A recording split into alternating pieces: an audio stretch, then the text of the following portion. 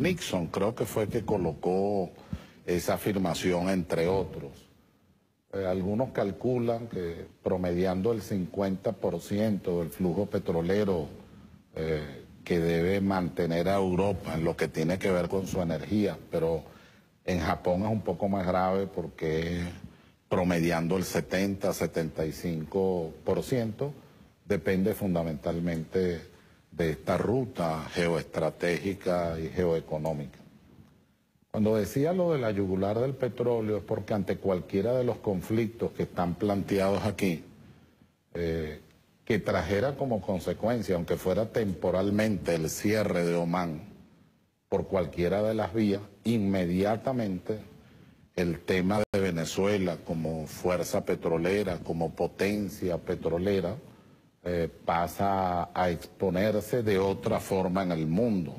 Eso lo saben los Estados Unidos, eso está, yo lo he leído en informes de Kissinger, pero debe estar seguramente en otros documentos. El caso de Venezuela es muy particular, porque Venezuela está muy cerca de la costa este de los Estados Unidos.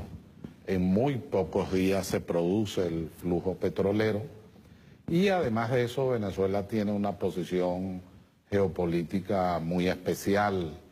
Tiene aquí, está bañada por el Mar Caribe, Paso de la Mona, Paso de los Vientos, por ahí fluye el petróleo hacia los Estados Unidos y además por esta zona de Puerto La Cruz sale ahora, antes salía por la fachada atlántica, pero me han explicado en PDVSA que ahora eso está redimensionado y sale más por Puerto La Cruz, lo que es el crudo pesado comerciable. Debemos agregar que Venezuela tiene un área amazónica que la une a todos estos estados y particularmente al Brasil. Tiene un área andina que es casualmente nuestra frontera mayor, me refiero la más extensa, la más larga, nos vincula ciertamente al área andina, pero sobre todo a Colombia. Y tiene una fachada atlántica. Yo normalmente afirmaba que por ahí salía casi todo el crudo comerciable pesado, pero también está saliendo, como dije antes, por Puerto La Cruz, lo que redimensiona el área atlántica de Venezuela. En el área amazónica están minerales preciosos, por ahí está la mina del Polaco, de los grandes diamantes, pero también están en la parte hacia abajo, hacia el Cerro La Neblina, aquí al final está, bueno, todo lo que es plutonio, entre otros minerales estratégicos de muchísima importancia. Ante una nación geográfica, geopolíticamente, económicamente, con esas características, ciertamente la visión imperial la coloca como un objetivo estratégico en lo inmediato, pero también es un objetivo estratégico si ocurre un hecho conflictivo que cierre el área de Omán o el Golfo de Omán o que de alguna forma altere los equilibrios que en este momento se producen en el área arábiga. Con solo hundir un tanquero mediano en el estrecho de Hormuz cambia toda la geopolítica del mundo. De Hormuz. Así es. De tal manera que este país, casi 1 millón de kilómetros cuadrados, hemos perdido 1 millón también, pero en todo caso hoy casi 1 millón es un país de una alta importancia estratégica y todo esto ha tenido que ser considerado para poder tomar una decisión de esta naturaleza de retirarse de la OEA. Lo contrario sería entregar nuestras riquezas, entregar nuestra soberanía, entregar el futuro de las nuevas generaciones. Ser los chicos buenos de la Cuarta República y todas las petroleras gringas operando aquí a su gusto. Como algunos y dejando la contaminación. Walter, cuando yo fui a la Constituyente, 98, fue en el 99, pero cuando estaban los debates constituyentes, 97, 98, yo recuerdo que había un sector de la élite venezolana que sostenía la entrega de PDVSA, otros sostenían que si entregábamos no sé cuánto de nuestro petróleo salíamos de la deuda externa sin pensar en el futuro, en las nuevas generaciones, en los jóvenes. Y hoy día, para poder hacer eso, habría que sustituir la Constitución, que sé que algunos andan en esa idea de ver de qué manera, vía, no sé, golpe de Estado, vía ruptura. Lo que subyace es precisamente eso. Es casualmente esto, y hay que irlo diciendo con serenidad, con sindéresis, con sentido pedagógico y con la mayor claridad posible, como tú lo haces siempre. No, aquí está usted para darnos cátedra, pero qué bueno que tocamos ese tema. Hay una maniobra antipatriótica, pero de lesa patria absoluta. Volver a salir, no, porque primero fabricamos la crisis, ¿no? Porque esto es calcadito lo que le hicieron en Chile a Allende. Así es. ¿Qué fue lo primero que le desaparecieron a Allende? Suena procas, pero es realmente de estrategia, ¿no? ¿Quién no se pone bravo si le desaparece? El papel higiénico y las toallas sanitarias. Eso fue lo primero que le desaparecieron. Y después fueron por los alimentos. ¿Se suena parecido eso? Sí, es toda una estrategia que, por cierto, hay que también decir que después del conflicto de Afganistán se elaboró una doctrina de seguridad de los Estados Unidos. Correcto. Y en esa doctrina de seguridad de los Estados Unidos el primer planteamiento es la no intervención de los militares norteamericanos, sino su alianza estratégica con los antagonistas internos. Los cipayos. Exactamente, de un determinado país sobre el cual quiere posicionarse. Y de allí el concepto del conflicto, podemos utilizar ideas clásicas, el concepto de la guerra cambió su dimensión, pasó de tercera a cuarta generación, se planteó el tema de la descalificación moral de los gobernantes, los bloqueos económicos simulados, entre otros aspectos, hasta debilitar al Estado. Bueno, casualmente, lo que quiere evitar el presidente de la República es el debilitamiento del Estado y colocarlo de rodillas ante la santa sociedad mercantil internacional. Por el contrario, levantarse como una bandera en forma enhiesta, exponiendo su soberanía, su autodeterminación y su independencia. Y habría que decir también, esto yo se lo escuché también a Roy Chatterton, mi amigo. Nuestro amigo. Fraterno de la izquierda cristiana. Sí, así es.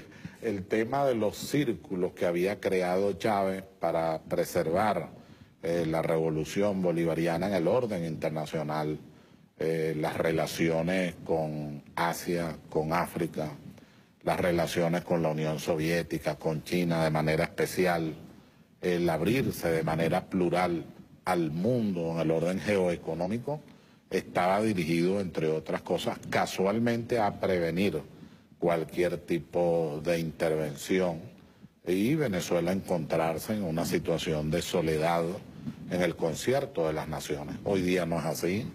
Venezuela participa de una serie de foros, tiene alianzas importantes con China, Rusia, por supuesto en la América Latina, sin lugar a dudas, pero Venezuela está consolidada como una nación independiente, autónoma, importante.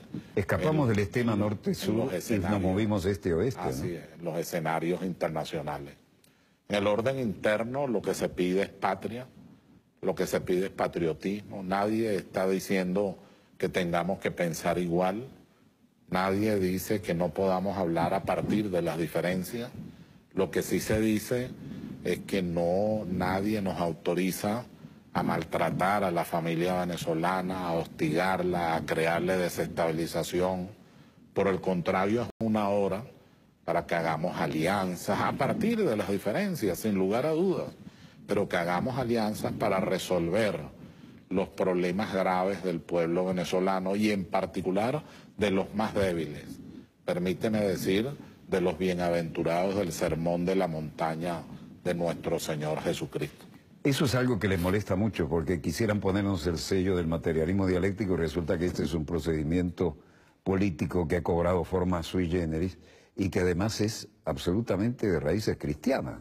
Así es. Incluso el comandante Chávez estaba permanentemente mostrándonos el Cristo azul, el mismo mayor general Jacinto Pérez Arcay me hizo el honor de hacerme llegar uno que siempre llevo conmigo. Oye, qué bonito, ¿no? Esto es... Jacinto Pérez Arcay es una persona de admirar. Pero además un mentor. Un venezolano extraordinario. Háblenos de él un momento. Ojalá nos dure 3.000 años, 5.000, 6.000.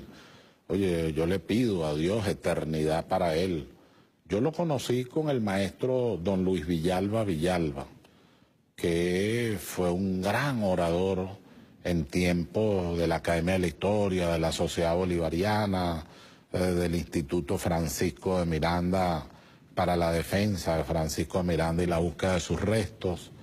Y bueno, Dios me permitió, eran mis amigos mayores, yo era muy joven entonces, y ahí conocí a Jacinto Pérez Arcay, casualmente ahí en Puente Hierro, que era donde vivía don Luis Villalba Villalba, este gran historiador y este gran orador que yo siempre recordaré con especial cariño. ¿A dónde nos lleva la realidad actual? ¿Cuáles son las opciones? La opción es el diálogo, no hay otra. La opción, me estoy refiriendo a la política interna, sí. Es el diálogo. Ya hay unos movimientos del presidente, también de algunos sectores de la oposición, para que ese diálogo se... Yo soy de los que cree que se puede dialogar de todo, pero en el marco de la Constitución, de sus principios, de sus valores, de sus fundamentos.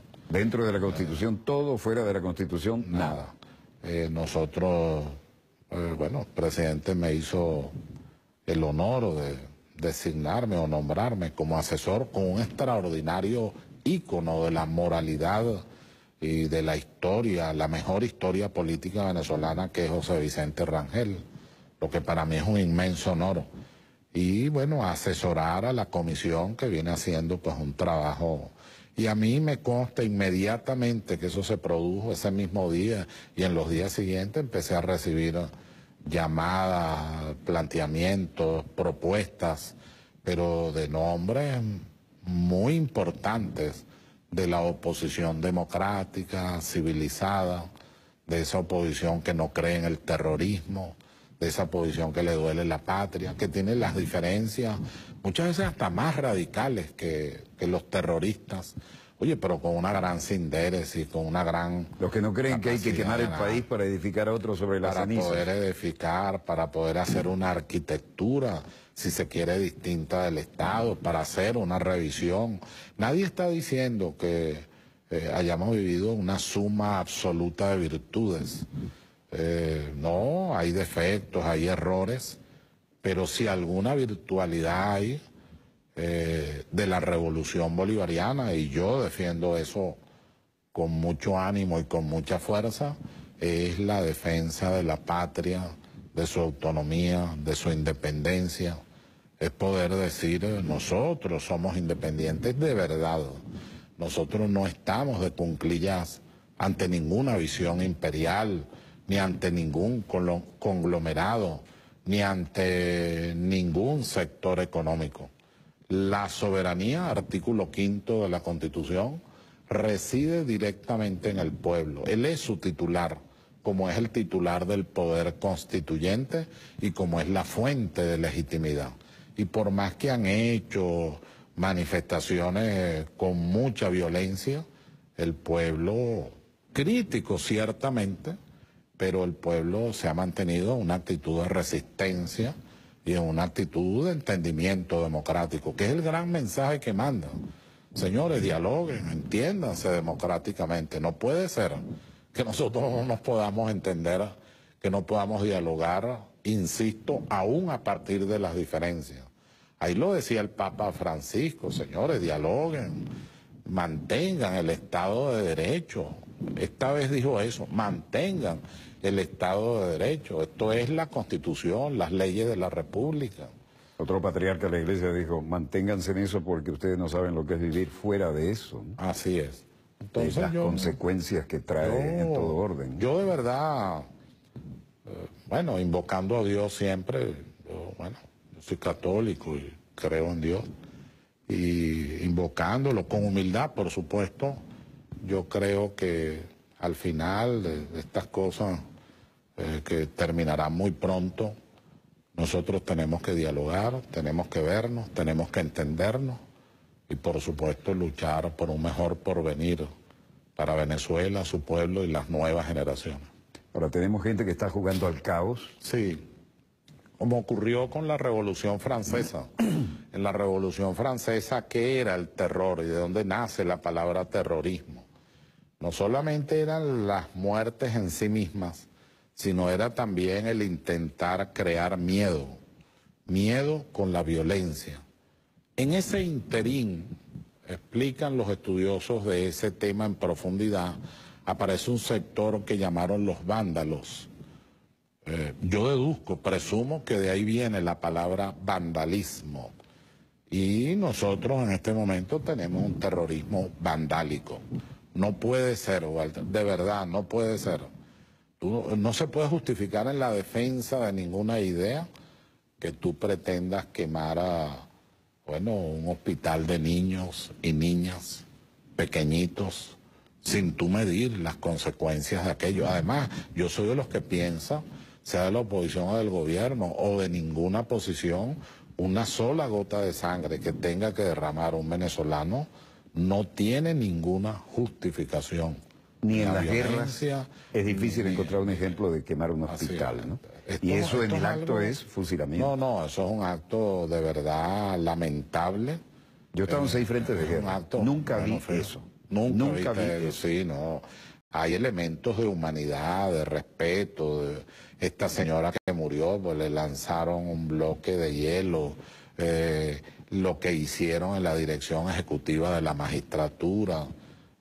Luego, a la vez, la gente bajo el temor de ir a su trabajo o de regresar a su casa, porque resulta que ahora quieren que la violencia se apodere de las calles, entre otros aspectos.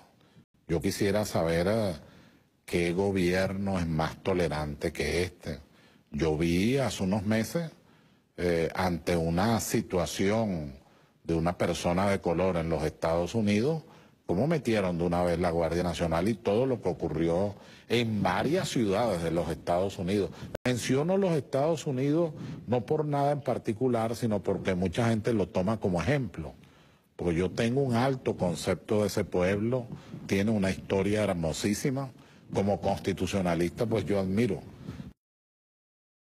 Y los debates constituyentes que se produjeron, además Washington fue muy amigo del padre Libertador, y la medalla del Congreso que le dieron a Washington, él se la manda a Simón Bolívar con su hijo y le pide que luche al lado del Libertador. Esa es la pintura que hay por ahí del padre Libertador con una medalla. Esa es la medalla que le manda a Washington. De tal manera que es un tema de los gobiernos. Es como ocurre con Colombia. Hay que ver lo bello, lo hermoso del pueblo colombiano, lo extraordinario de ese pueblo. Cómo nos hermanamos en la lucha por la libertad de todo un continente. Cómo quieren al padre Libertador Simón Bolívar. Pero eso es distinto de las oligarquías políticas, de la oligarquía económica, de las plutocracias de cada país. Los personajes que tienen antecedentes tales que los pueden ser chantajeables aún al más alto nivel. Sí. Como un Uribe se baja los pantalones 7 veces con 7 bases gringas y cede la soberanía del espacio aéreo, terrestre, marítimo.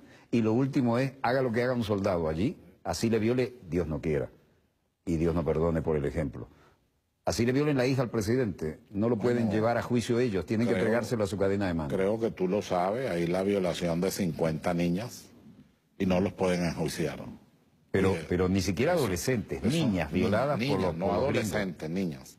Entonces eso es algo... Y no los pueden someter a su ley. Se bajaron los pantalones, no el pueblo, esa casta dirigente. Sí. ¿Para qué? Para pagar protección, para seguir con sus privilegios. Nada que ver con Nariño. El mayor productor de cocaína del mundo, aliado estratégicamente con el mayor consumidor de cocaína del mundo. Nada que ver con Nariño, nada que ver con Gabriel García Márquez, nada que ver con ese pueblo extraordinario. Luis Carlos Galán. Mi amigo. Jorge Eliezer Gaitán, o sea, nada que ver, de verdad, nada que ver.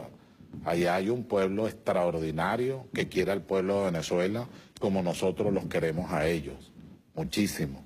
Y es lamentable. Pero estamos inmersos en esa realidad. Es lamentable. Y los gringos, las bases que nos negamos a tener aquí, nos las clavan al lado. Allá, ¿Por qué? Porque la mayor riqueza petrolera, la mayor riqueza de minerales raros, la mayor riqueza de biodiversidad, la mayor riqueza, incluso de agua para la guerra del futuro, No, así es.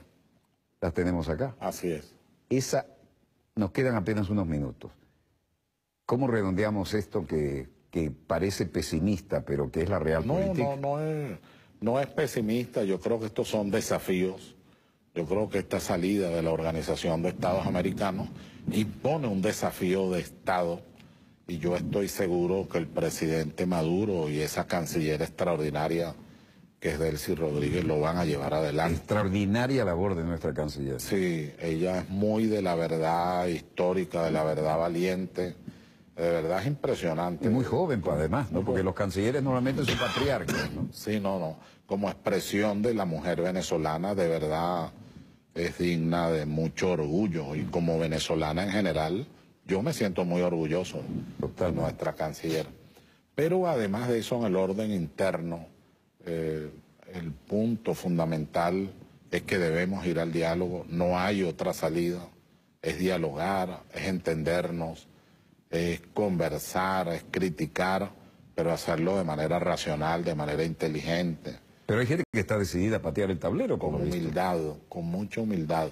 Sabes que yo suelo recordar el primer consejo que Don Quijote le dio a Sancho cuando lo nombran gobernador. Son 10 consejos, pero el primero, él le dice: Sancho, préciate de ser quien eres y ten temor de Dios.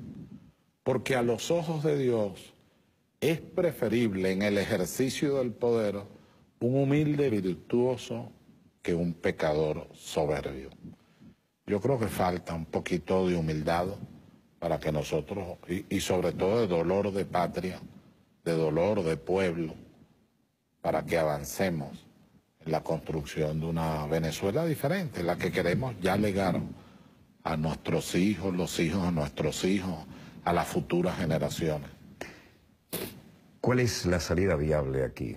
¿Necesitamos un Cid campeador o necesitamos...? Entre todos, yo creo que entre todos ya hay contactos, ya hay formas, ya hay lo que llaman puentes. El presidente ha dado una serie de pasos y va a seguir dando pasos. No estoy autorizado para mencionarlo, pero ni pretendemos ser infidentes, sí, acá, pero realmente manos extendidas no hay. Sí, habrá que multiplicarse, pero hay que hacerlo, hay que insistir. Pero para eso hay que tener resiedumbre cívica, para eso hay que tener humildad, para eso hay que tener mucho amor y mucha capacidad de servicio. Porque los métodos son fascistas. La descalificación, la mentira, los montajes en las fotografías, las amenazas a las familias. Yo en este momento estoy en una cosa que llaman el muro de la vergüenza, donde parece ser que la gente hace cosas, escupe cosas, etcétera. Eso es muy fascista, ¿no? ¿Y cuál sería el argumento? Bueno, que pienso distinto. Que explico constitucionalmente cuando no hay una violación de la Constitución, y muchos de esos sectores quisieran que uno dijera, no, sí la hay, pero ¿por qué voy a decir algo que no es? ¿Por qué no vamos al contraargumento? ¿Por qué no vamos al debate? Cuando la descalificación es personal es que se acabaron los argumentos.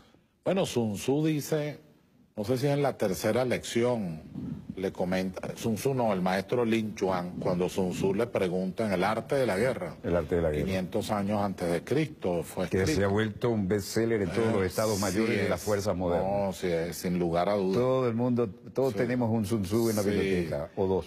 Sí. Y bueno, Sun Tzu en una conversación con Lin Chuan le dice, si es más fuerte que tú, atácalo moralmente, descalifícalo moralmente, y una vez que lo debilite, aniquílalo.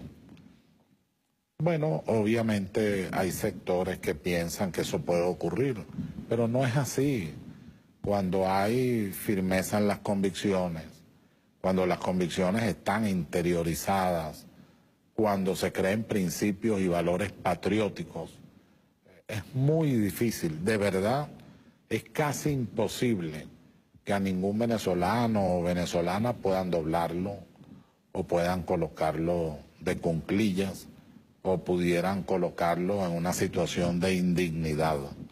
Por el contrario, recuerdo una obra de Ortega y Gasset sobre Mirabeau o El Político, un ensayo bellísimo, donde él dice: en política hay almas grandes y hay almas menores. El alma menor está allí concupiscentemente. El alma grande está dispuesto a dar la vida por defender su Estado y por defender las libertades. Es la máxima consagración. Bueno, el Mahatma Gandhi también, traducido literalmente, es eso, ¿no? El alma grande. El alma Pero grande. aquí me parece que hace falta algo más que un Mahatma, ¿no? Sí. Tenemos que tener Sun Tzu mezclado con Mahatma. Sí, y sobre todo un pueblo que viene dando demostraciones muy sabias, que hay que saber interpretar. Ahí hay un pueblo que está en la calle. Yo podría decir, la constituyente está en la calle, porque el titular es el pueblo, y está llamando la atención. Eso es muy importante, porque en Para los que- demás países los sabios somos los que hacemos la Constitución. No, Aquí eso es el un pueblo. grave error. Y el pueblo va a defender su Sí, obra. así es, va a defender su obra, muy bien dicho. Yo estoy convencido de eso. Con ese pensamiento, lamento decir que nuestro coordinador ya está haciendo más señas que el penado 14. Así que con todo respeto por su profesionalismo, termino aquí este Muchísimas programa gracias, Walter. que nos honra. Y un cariñoso saludo, internacional, porque no solo el pueblo de Venezuela el que te ve, es muy internacional. De verdad, muy contento de estar aquí y junto contigo, aunque sea humildemente, de forma pequeña, hacer patria, defender la patria, dolernos la patria, amar la patria. Que así sea. Así. Desde el estudio 3 de Venezolana de Televisión finaliza aquí este excepcional dossier con un invitado de la categoría del doctor Germán Escarrá y desde luego esperamos que todos sedimentemos los conceptos que nos ha vertido aquí y podamos extrapolar nuestras correspondientes enseñanzas. Termina aquí este dossier desde el estudio 3 de Venezolana de Televisión, el canal pionero de la televisión venezolana y el programa decano de la información internacional vía satélite. Les habló su productor y conductor Walter Martínez. Disponga usted de las cámaras, señor director.